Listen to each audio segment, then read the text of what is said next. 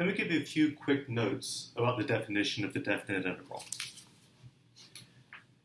First of all, recall the definition is that the definite integral of f on the interval from a to b is defined to be the limit as the mesh size goes to 0 of f of c sub I times delta x sub I, where the x sub i's are a partition of the interval from a to b, and c sub I is chosen between x sub I minus 1 and x sub I.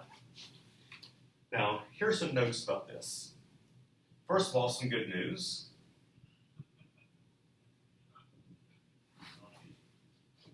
The limit on the right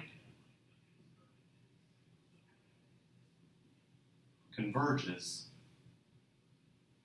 and is independent of the choice of the x sub i's and the c sub i's if f is continuous. In fact, we can weaken that condition just a little bit more. It'll actually work if f is piecewise continuous. The second one is something which I'll admit is a little bit confusing. And that has to do with notation. We've now used this integral sign in two different situations. Sometimes we wrote just the integral sign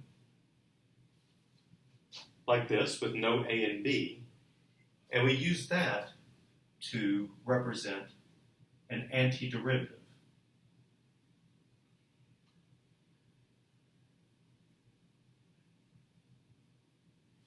And the answer for the antiderivative was a function. So it looks something like big F of x plus c.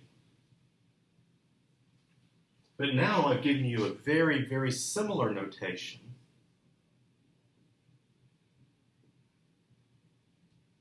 but I put an a and a b on there, and now I say that that represents a definite integral.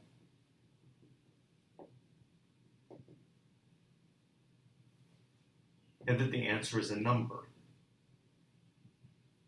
So this seems like really bad planning in terms of mathematicians to use similar notations for two things that are different.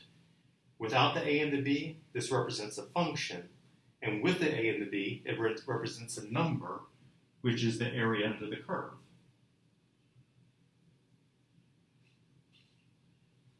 Well, a sneak preview is that there's actually a really cool connection between the two, which justifies using similar notation for both of them. So that's going to have to wait until we get to section 4.4, which is known as the fundamental theorem of calculus.